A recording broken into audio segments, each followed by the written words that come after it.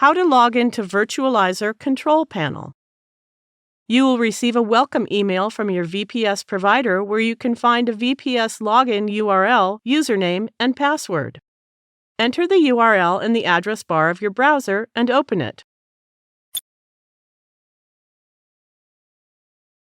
To log into Virtualizor control panel, enter the given username, which is your email address, and then the password.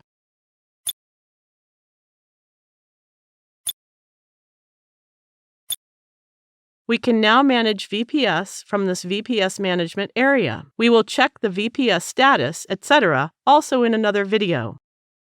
Thank you for watching.